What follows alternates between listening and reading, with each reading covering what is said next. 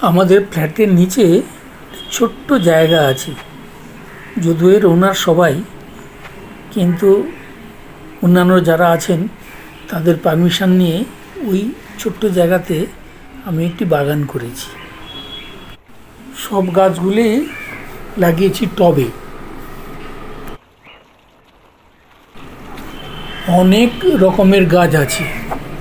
কলা গাছও লাগিয়েছি টবে, লেবু গাছ আছে, গন্ধরাজ লেবু গাছ আছে, জবা গাছ আছে, টগর গাছ আছে, লাউ গাছও লাগিয়েছি, ঢেঁড়স গাছও লাগিয়েছি, উচ্ছে ঝিঙে সবই লাগিয়েছি।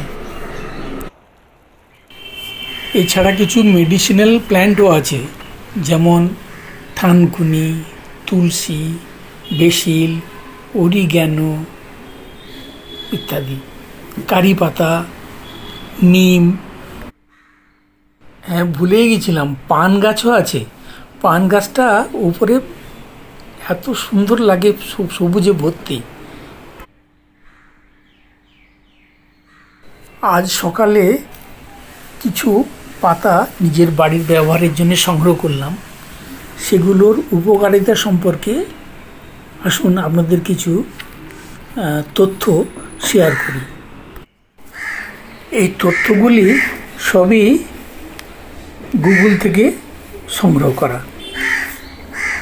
এই যে দেখছেন, এটা হচ্ছে থানকুনি। থানকুনিকে ব্রেন টনিক বলেন অনেকে। ছোটোবেলায় যখন আমাশা হতো, মা ঠাকুমা এই দু একটি থানকুনির পাতা চিবিয়ে খেতে বলতেন, তাতে কিন্তু তাৎক্ষণিক উপকার হতো দেখতাম। হজমে ভীষণ সাহায্য করে। এতে রান্না করেও খাওয়া হয়, বড়া করে, ভর্তা করে ইত্যাদিতেও খাওয়া হয় এটি। বেসিল এক ভীষণ শক্তিশালী অ্যান্টিঅক্সিডেন্ট হিসেবে পরিচিত। কী গুণ নেই! রোগ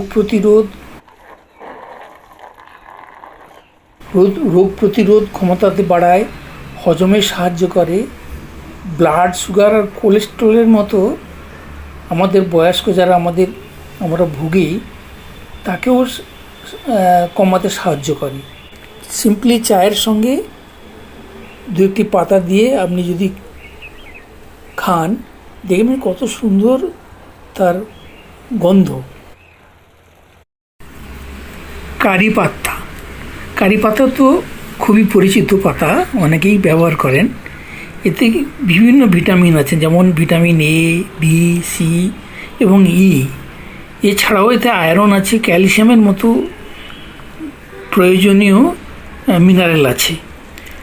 সাধারণ এটি টবেই লাগালে হবে। আপনি ব্যালকনিতেও টবে ব্যবহার করলে আপনার নিজেদের সংসারে প্রয়োজনীয় এতে যতটুকু লাগে আপনি করতে পারেন, পেতে পারেন এখান থেকে।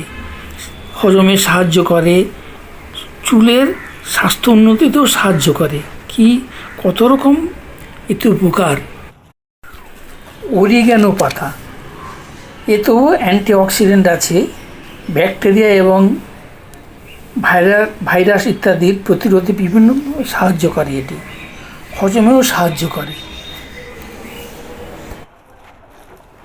রিটায়ারমেন্টের পরে এই বাগান করার যে শখ, এটাতে আমার পূর্ণ হচ্ছে।